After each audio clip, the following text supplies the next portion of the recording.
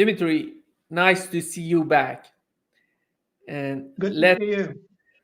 yeah, let's get started with the situation with Durov, the owner of Telegram. What's your take on what's happening to him right now?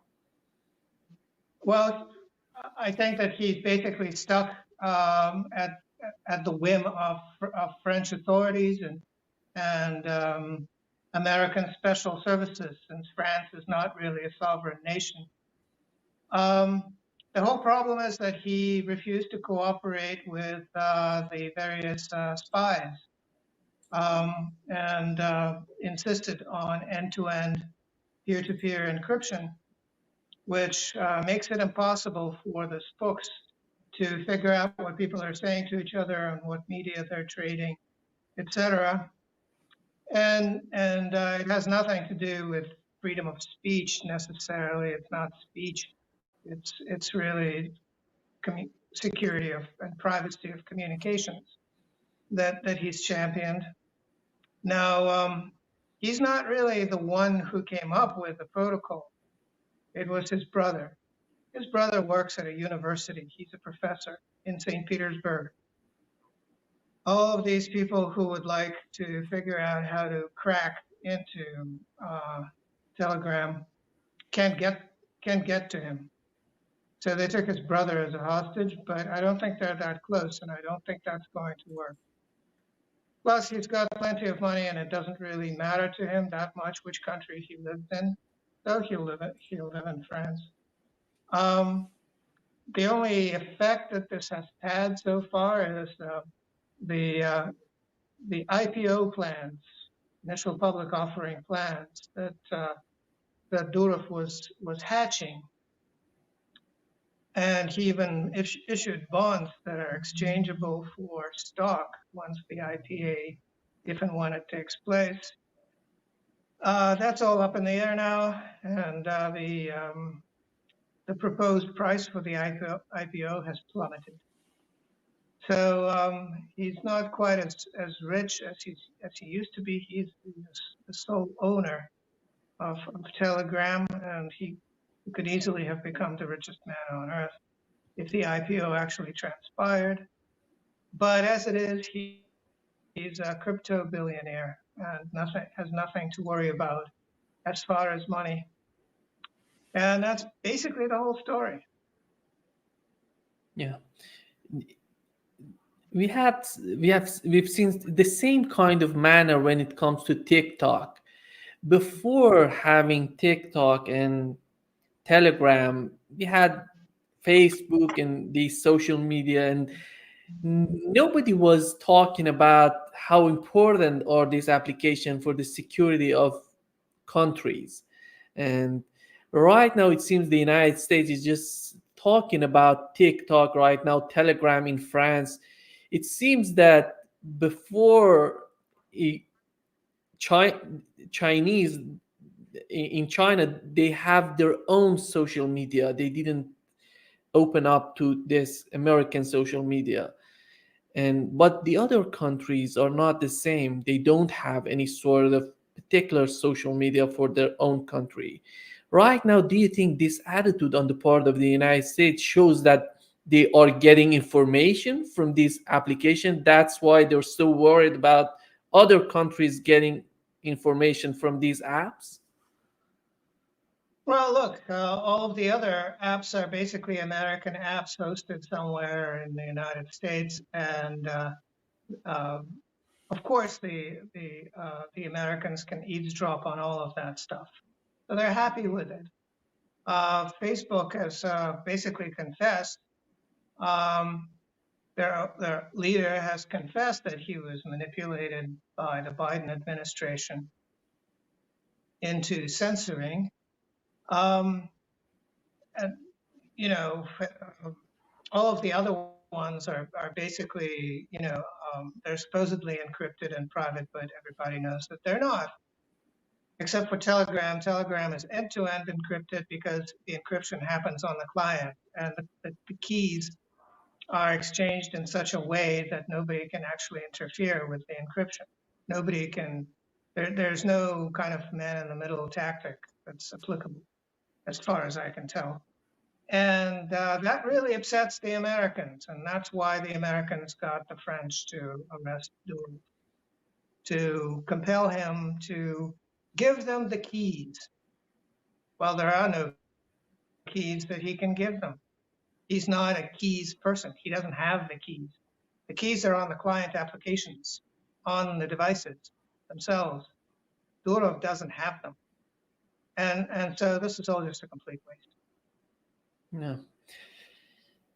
When it comes to right now to the conflict in the Kursk region, recently, did you see that interview of Klinsevich in a on a Russian talk show?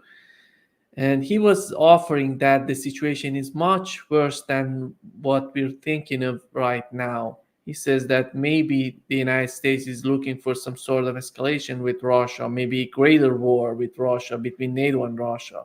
How did you find his comments?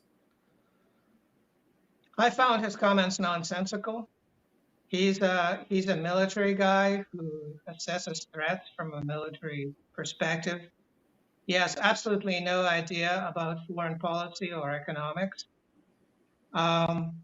And he has no idea about American politics. The fact is that, in the West, everybody knows that the Ukraine is finished. And everybody in the East knows that there's nobody in the Ukraine worth talking to at all. And so what he's talking about, what escalation? So the invasion was stopped. It is stopped.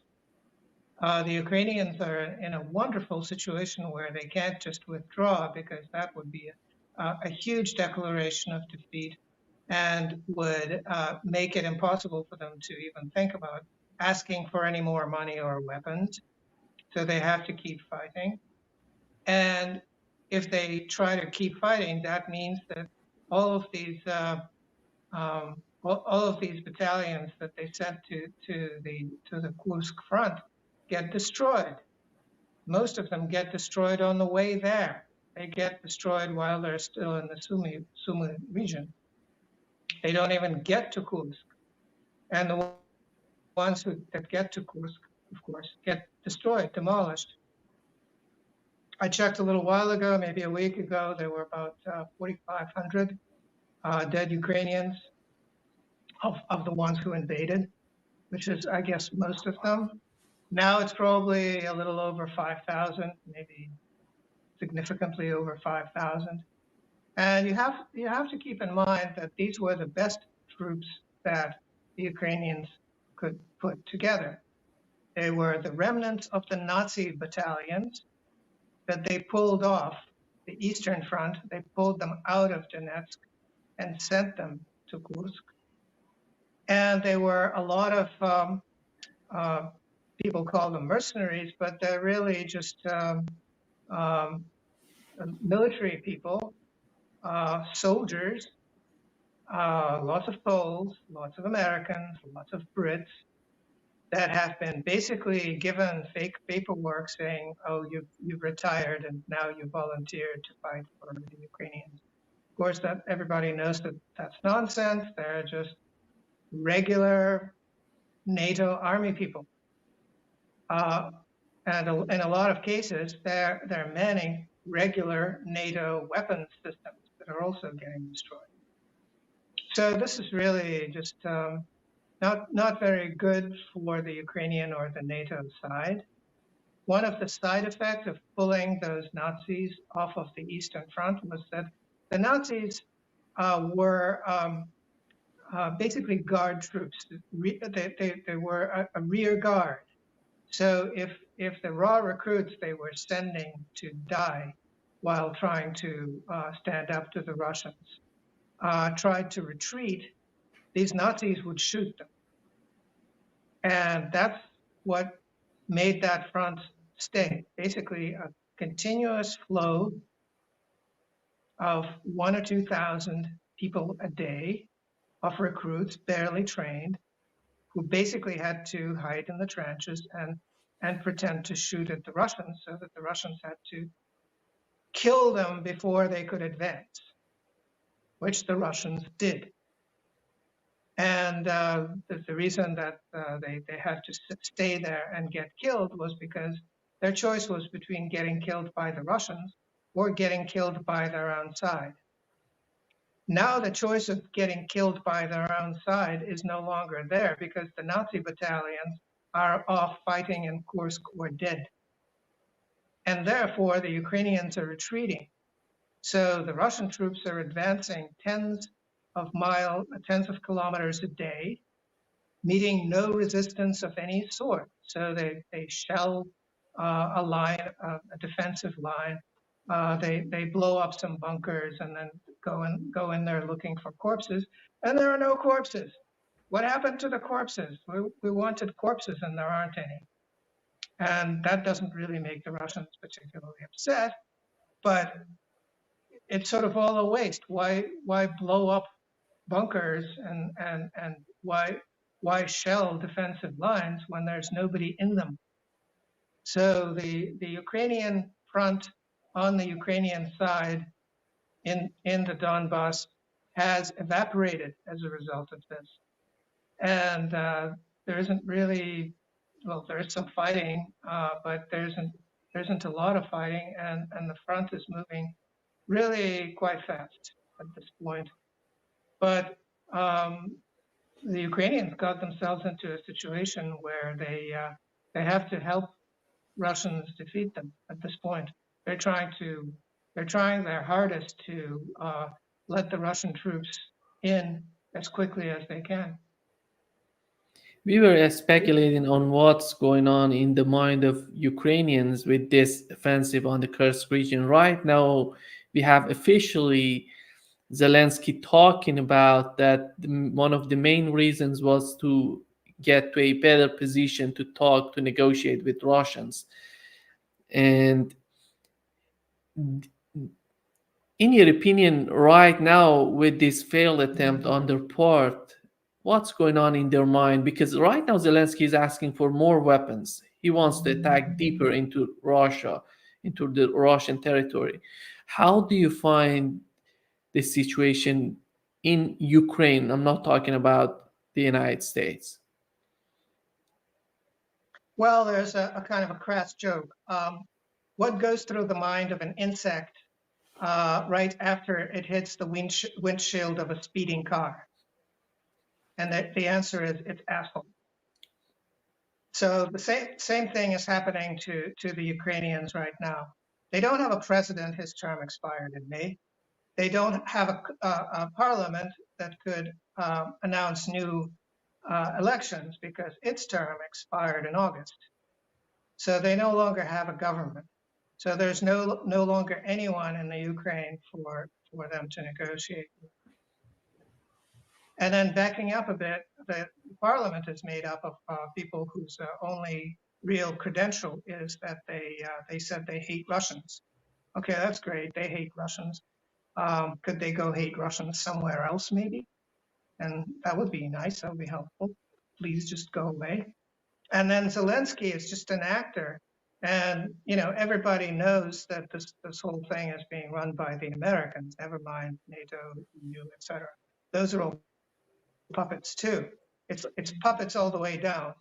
And there's a very elderly and fragile puppet in the White House that's supposed to be the president, who of course doesn't understand what's going on either. He's flopped out on some beach somewhere. So there's a big question as to who is making these idiotic decisions.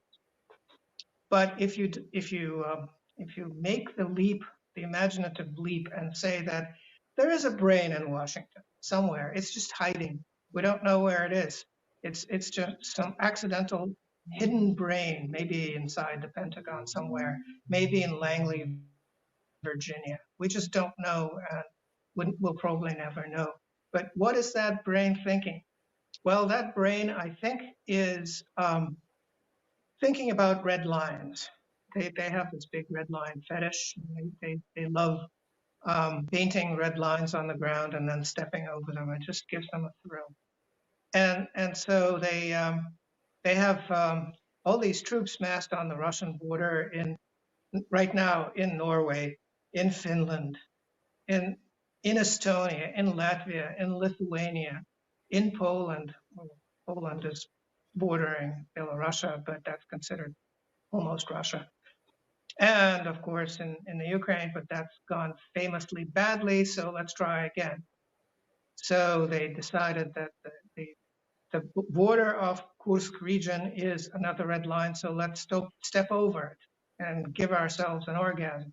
And they did that, you see? So they're very happy. It made them happy, but it didn't make the Ukrainians happy. And in the long run, it's not going to make them happy because now the Russians think, oh, we can't make any sort of a deal with these jerks. We can't talk to them. All we can do is try to somehow destroy them without triggering some kind of a military, third world conflagration ending in a nuclear war. So the Russians have a lot of ways of doing things like that without actually getting blamed for it. So I expect there to be a lot of accidents happening on American soil over the coming decades that will reduce American ability to do just about anything. And I'm sure Russians will get blamed for it because, Petrov and Bashirov are still on the payroll. So they'll be popping up here and there, causing accidents. And so that's the way it's going to go, I believe. Yeah. We had Jake Sullivan in China, visiting China, trying to convince Chinese not to help Russians. And do you think that he's putting a new wave of pressures on Chinese in order to convince them, or he just feeling that he has something else that he wasn't able to? Because at the end of the day, we've learned that he wasn't able. He said that the Chinese have their mind, just they don't listen to us. They don't want to cooperate in the way they want it to be. The United States want it to be, but the question would be why he was thinking that this time the Chinese would listen to him and would obey or would cooperate with them. I don't think that he was thinking that at all. That's what he was saying. But what he says and what he thinks are three different things, guaranteed. So he was sent there on a mission impossible that sounds good. Let's put pressure on the Chinese so that they don't cooperate with the Russians. Sounds great, right? Simple, idiots will like it. So that's why he was saying that. What's behind there? Well, my guess is that he was there to beg and make promises, except the Chinese are not really receptive. And what he would beg for is that the Chinese should lift their embargoes on rare earths and various other metals and components, without which the American semiconductor industry is dead. Let me repeat that. Without Chinese supplies, Americans cannot make microchips. And those embargoes are in place. So that's a huge emergency, which of course you don't expect the Americans to talk about because it's so embarrassing. Can you imagine somebody like Kamala Harris, if she had a brain, standing up and saying, we can no longer make microchips because all of the essential materials come from China and they're not giving those materials to us anymore? Can you imagine what would happen if, first of all, nobody would understand the words she's using because those are long words, with lots of syllables, and Americans don't generally know them. And secondly, she doesn't have the brain power to understand the problem to begin with. But some people in America do. And some people aren't happy with just, appropriating or misappropriating the money, the taxpayer money that was given to them to resurrect American semiconductor industry somewhere in Arizona. They actually would like to see some results, maybe. And so they sent their ambassador or whoever he is, their talking head, to Beijing to try to sweet talk the Chinese into lifting their embargoes, and the Chinese, of course, said, "We'll think about it for the next 150 years." Yeah. And in your opinion, right now, the what's the level of understanding on the part of Chinese? Because with what's going on in Taiwan, recently we had a interview JD Vance with Bill O'Reilly. He was talking about that the priority of the United States, the main enemy, we can call it the main enemy of the United States is China, is not Russia. The Europe should focus on Russia and we go after China. Do you think that in China they're watching this and they say we know what they're doing right now, and at the same time they're trying to say that no, we are trying to have some sort of relationship with China. We want to put pressure on Russia. Do you think that China in their decision, these policymakers in China would buy these type of arguments on the part of the Biden administration? Those aren't arguments. Those are that it's called trash talking. It's what people in sports do to basically to somehow affect their opponent's morale. And it's a traditional thing to do in American sports, but the Chinese don't do American sports. So when you try that on the Chinese, they will just do their typical Chinese polite thing. They will shake your hand. They will serve tea. They will sit across from you, and they will say absolutely banal things about wanting to um, be constructive and and helpful. And that's it. That's all the effect. Because the Chinese have a very well-structured system that works very well, thank you very much. And the Americans don't really enter into it at this point, except as consumers. They're still consuming 16, 18% of all the Chinese exports, and of course the Americans are still paying for them in dollars as opposed to in yen. There's a big question as to whether the Americans are still capable of earning the yen if they were to switch to paying for their Chinese imports using yen. And so that's worth talking about. Now, in terms of who's our greatest friend or greatest enemy or greatest lover or whatever other thing you can imagine, China is none of those things. And the Americans have to understand that this is just really embarrassing at this point, that they can't come up with something different from the politics that they spew forth for their internal consumption. So JD Vance, okay, what's his what job title does he aspire to? Vice President. What does the Vice President of the United States do? Attend state funerals, cast tie-breaking votes in the Senate, and keep advised as to the president's health. See if he's close to death or anything. And if he's close to death, then yeah, you have to clean up your desk or something. Get ready. But other than that, that's it. So whatever he says to O'Reilly or whatever other talking head, that's purely for American political internal consumption. It has nothing to do with China. But we know at the end of the day they're not interested. Do you think that this concept of the continuation of the conflict in Ukraine is just fading away in the mind of the policymakers in the United States?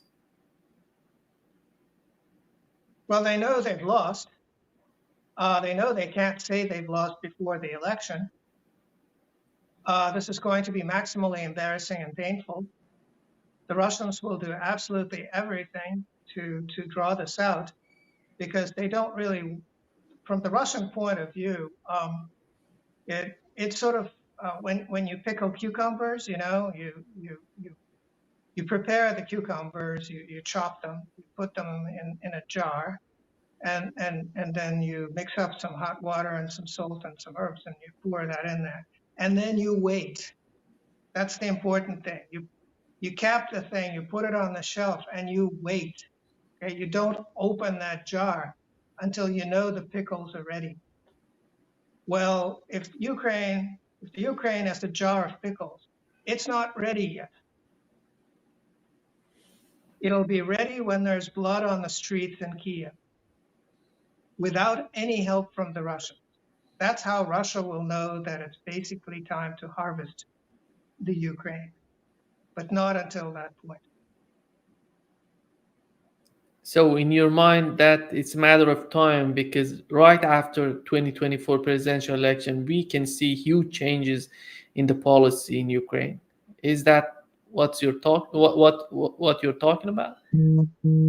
Well, there won't be huge changes in policy, but there may not even be a policy, because everybody will pretend that the Ukraine doesn't exist. Is that a policy? Just complete denial. There's no such country as the Ukraine. Does that qualify as policy? Because that's probably what we're looking for. Because, okay, Kamala gets elected, and what's her response to the word Ukraine? Look at somebody and cackle, probably. Can she find the Ukraine on a map? She doesn't know the difference between North Korea and South Korea, so that's where it stands, And if Trump gets elected, then he will probably be of the same mind, except he knows where Ukraine is.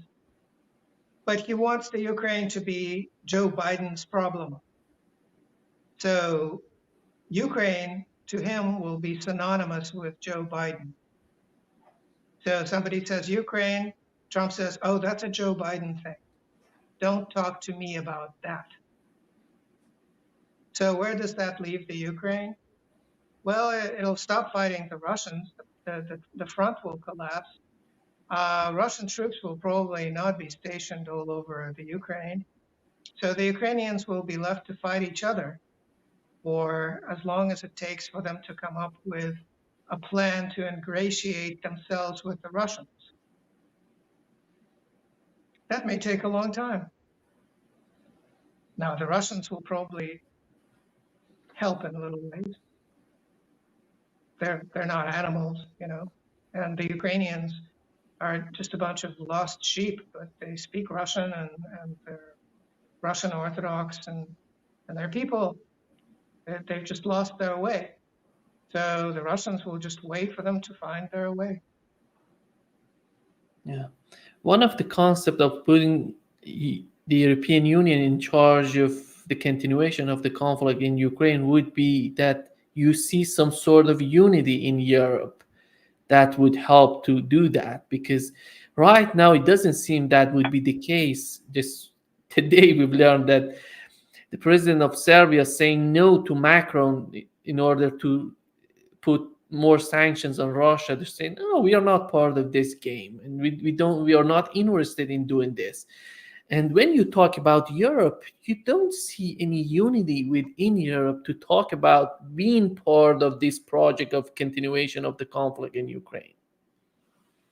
Well, look, there's a bunch of countries that are all different, and they're all pulling in different directions, have different interests. That the United States has somehow managed to corral into these two parallel organizations called the European Union and NATO. And since the European Union is no longer economically successful, and since NATO is no longer militarily successful, the inmates are becoming restive.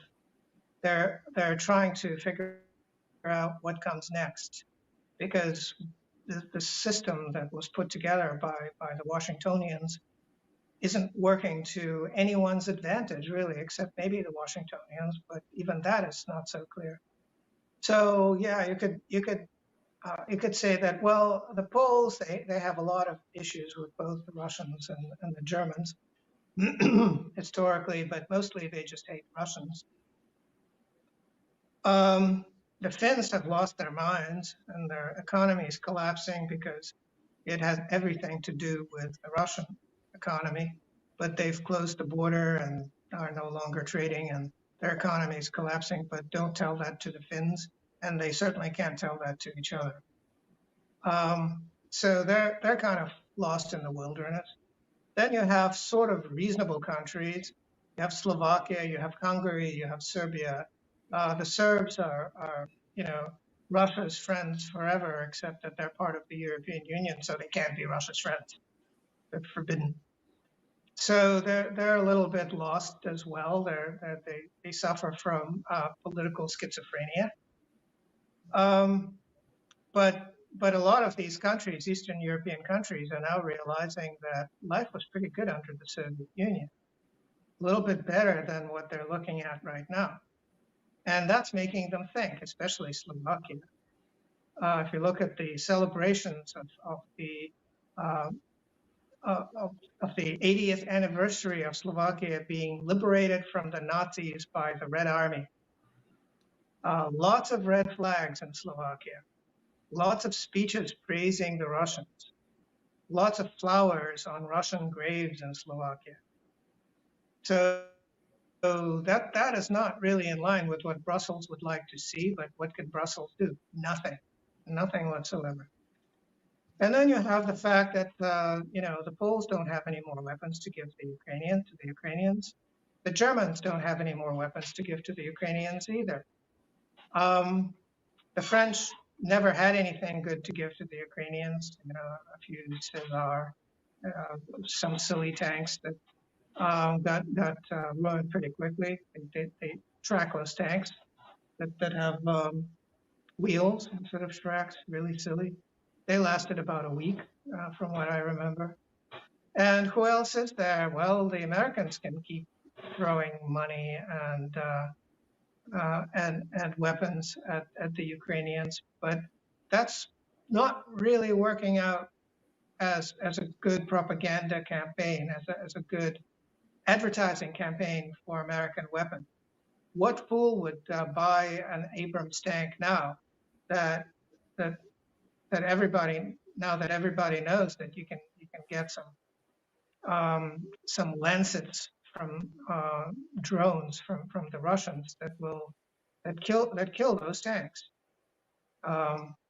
and do that very readily. You don't even have to know where the tank is. The Lancet will find it. It has artificial intelligence.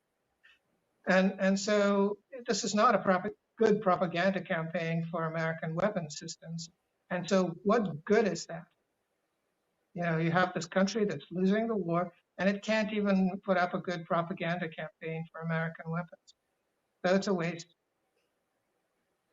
And the question right now in the European Union would be, how much leverage does London has in order to convince Europeans to do that? They're not part of the European Union, but they have. It seems that one of the main reasons of this offensive in the Kursk region was the policymakers in London more than in Washington. And here comes the question, because when this conflict started, I remember that the Polish government was totally against Russia. Let's go fight Russians. Right now, they're coming down. You don't see that type of excitement with Polish people, with the Polish government. But you see the same kind of mindset in London. It seems that as time goes by, the policymakers in London are getting more radical. What's going on in London, in your opinion? What do they have in their mind? Well, Alex Greiner has come up with a really good set of facts on what's going on in London, which is that unfortunately, the Brits have gone all in on, of all things, Ukrainian sovereign debt. And the way the system there is structured is when that debt goes bad, the Treasury has to bail out the Bank of England using taxpayer money, which amounts to a hefty sum that would result in taxes that nobody would pay, and would basically spell disaster for the Bank of England. There would be nobody able to make it whole past a certain point. And so they're looking at that disaster, and it's directly ahead of them. And they're at a loss as to what to do. But what they can try to do is try to get the Europeans to keep bailing out the Ukraine, which is, trying to bail water with a sieve. But at least they won't. You have to understand that the Ukraine is already bankrupt. It's already in default. The ratings agencies have decided that it's in default, that its bonds are garbage. But the Brits who own those bonds don't want them to be garbage. So they're doing everything they can to get to get Brussels to throw a little bit of more money at the Ukraine, because they do have a tiny bit of leverage left there. They don't have any leverage with the Americans, obviously, and so that's where they try to do something. I don't think it's going to work. It seems to me that they're feeling that the United States is not anymore interested, or they in the future they will not be interested in continuing this conflict. That's why they're trying to do this offensive in the Kursk region to to to to drag them into the conflict even more on the part of London. It seems to me that would be the case if London was behind this attack in the Kursk region, because no reason would make sense other than that. Well, the Brits are, they may be eager little campers and willing to go and die in Kursk, but they're not the ones making the decisions. The plan for the Kursk invasion wasn't a very good plan, but part of what it was made was based on was American aerial reconnaissance that was put together by spy planes that flew out of England. And so in terms of who's in charge, well, somebody in Washington. What it has to do with the Brits? Well, it has to do with the fact that the Brits can't say no to the Americans. They haven't been able to say no to the Americans since World War II, since the end of the British Empire. They're basically, just like the rest of Europe, they're occupied territory occupied by the Americans. There are American troops stationed in England. England has no sovereignty. So the whole plan was hatched in Washington, and it wasn't a very good plan, and it's falling apart. And now it's a gigantic sore, bleeding sore, that's going to bleed at the Russians' pleasure for as long as it takes.